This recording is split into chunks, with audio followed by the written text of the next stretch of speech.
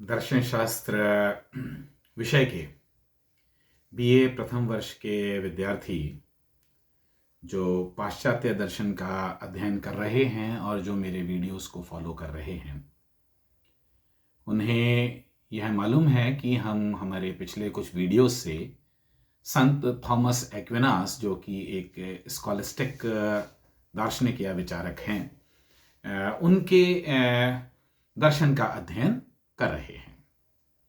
मैंने आपको पहले भी बताया कि जितने भी विद्यार्थी जो जमवा रामगढ़ महाविद्यालय से जुड़े हुए हैं दर्शन शास्त्र के, और जो बाबू शोभाराम कला महाविद्यालय से जुड़े हुए हैं, उन दोनों को ही ये वीडियोस उपलब्ध हैं। और दोनों ही महाविद्यालयों के विद्यार्थी अपनी जिज्ञासाओं के लिए मैं समझता हूँ कि अब तक अच्छे तरीके से जानते होंगे, मैं डॉक्टर दीपक श्रीवास्तव हूँ।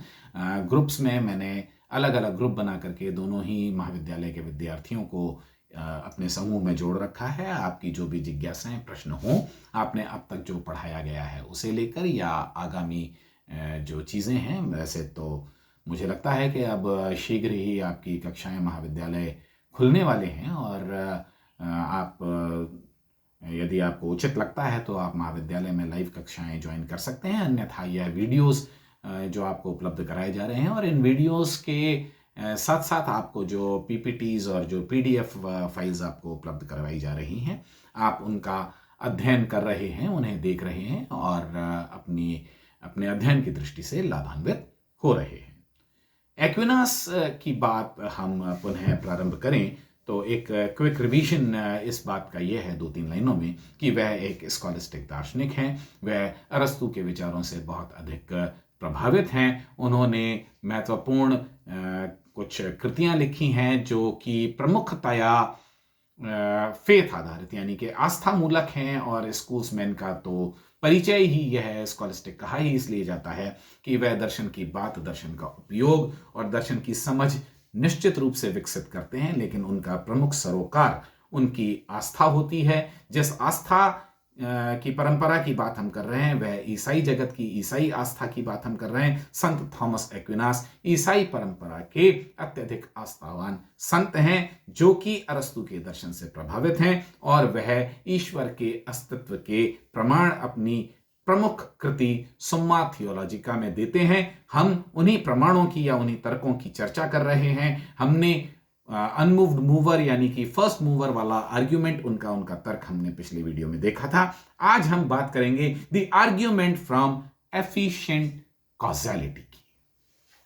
आर्ग्यूमेंट फ्रॉम एफिशिएंट कॉजेलिटी का क्या अर्थ है? यहां पर वस्तुतः संत थॉमस एक्विनास अरस्तु के तर्कों में से ही एक नए प्रकार का या एक नई दिशा का तर्क गढ़ रहे हैं, और वह ये कहते हैं कि जैसे प्रत्येक वस्तु का प्रत्येक परिणाम का कोई निमित्त कारण होता है, तो हम यह मानते हैं कि एक कारण से एक परिणाम और फिर वह उसका कारण बन जाना, और अन्य परिणाम और कार्य कारण की एक श्रृंखला होती है। एक्स वाई का कारण, वाई जेड का कारण, जेड ए का कारण, ए बी का कारण। यह श्रृंखला निश्चित रूप से देखी जाती है, अनुभव की जाती है, और इसलिए स्वीकार की जाती है। किंतु इसमें एक महत्वपूर्ण बात यह है कि यह श्रृंखला अनंत नहीं हो सकती। निरंतर होगा, लेकिन इसमें श्रृंखला अपने आप में अनंत नहीं हो सकती। हमें समस्त कारणों का, समस्त निमित्त कारणों के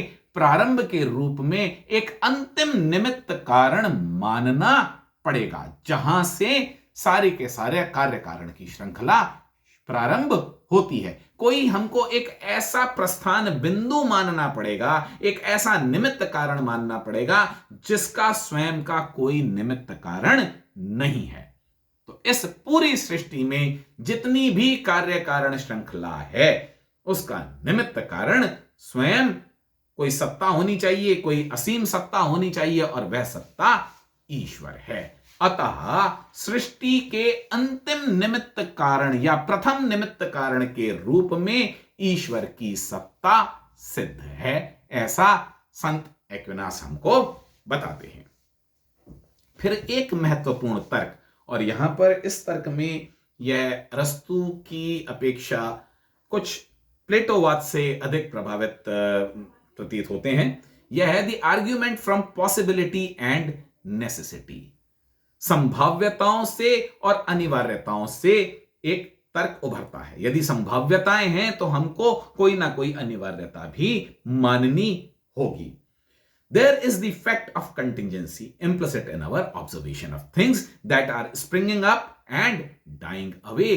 हम यह अनुभव करते हैं कि वस्तुएं कैसी हैं, अनिवार्य नहीं है, नित्य नहीं है, वह उत्पन्न होती हैं और उनका ह्रास हो जाता है, वह अपने अस्तित्व को खो देती हैं। तो ऐसी सत्ताएं जो प्रकट होती हैं और विलीन हो जाती हैं, इनको हम नित्य सत्ताएं नहीं कह सकते।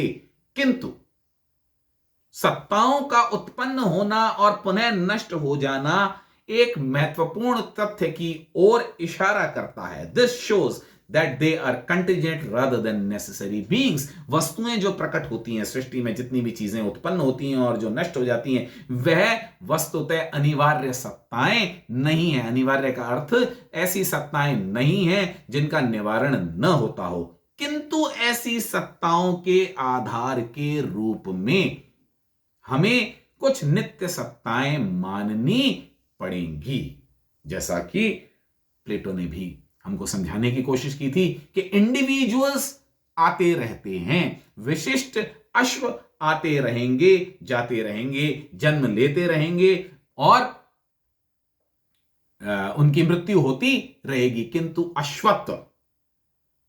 अश्वत्व अनिवार्य रहेगा। भले ही दुनिया में एक भी अश्व एक समय के लिए ना रहे, लेकिन अश्वत्व फिर भी रहेगा। Species will remain whereas the individuals may keep on coming and going.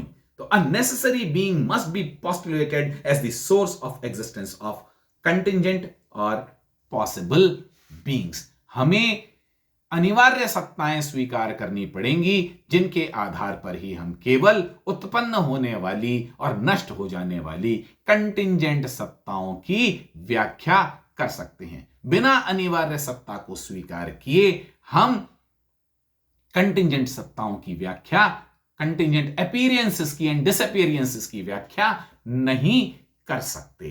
इस प्रकार यह जो नेसेसरी बीइंग है और finally being of the beings है, यह जो अंतिम अनिवार्य सत्ता है जिसका कि निवारण नहीं हो सकता, जो कि कभी भी नष्ट हो जाने वाली, कभी भी अनस्तित्वमान हो जाने वाली सत्ता नहीं है। यह सत्ता कौन है? यह सत्ता क्या है? यह सत्ता स्वयं ईश्वर है।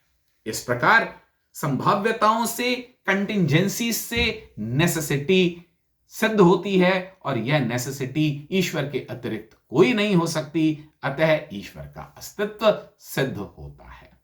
एंसेल्म ने और भी तर्कों की बात की है। मैं समझता हूं कि आने वाली जो वीडियोस हैं हम उनके में इस चीज की चर्चा करेंगे। The argument from degrees of perfection की बात उन्होंने की। यह तर्क भी प्लेटो और अरस्तु दोनों की टेलियोलॉजी में समान रूप से उससे इंस्पायर्ड प्रतीत होता है, उससे जिसको कहना चाहिए कि प्रभावित प्रतीत होता है। और फिर जो उनका अंतिम तर्क है, that is the argument from the order in the universe, इसको भी हम पुनः एक कॉस्मोलॉजिकल सृष्टि मूलक आर्ग्यूमेंट के रूप में, या इसको कहीं कहीं पर व्यवस्था मूलक तर्क भी कहा जाता है, उसके रूप में इसका अध्ययन करेंगे। मैं समझता हूं कि अभी तक हमने जितने तर्कों का अध्ययन किया है उनको हम एक बार उनका पुनरावलोकन करें, वीडियोस को ध्यान से सुने। सेंट एंसेल्म क्योंकि स्कॉलस्टिसिज्म के नाते केवल एक ही दार्शनिक को आपके सिलेबस में स्थान दिया गया है, इसलिए एंसेल्म बहुत महत्वपूर्ण हो जाते हैं। मैंने पहला भी बताया कि स्कॉलस्टिसिज्म की अपनी एक लंबी परंपरा रही है, लेकिन क्योंकि मध्यकालीन स्कॉलस्टिसिज्म को भी क्योंकि 3 भागों में विभाजित किया गया और उसमें से स्कॉलस्टिसिज्म के जो मध्यवर्ती युग है उसमें से हम एंसेल्म को एक अति महत्वपूर्ण प्रतिनिधि विचारक मानते हैं। हमें एंसेल्म के विषय में विशेष ध्यान देना चाहिए। ये आपकी परीक्षा की दृष्टि से भी उपयोगी टॉपिक है।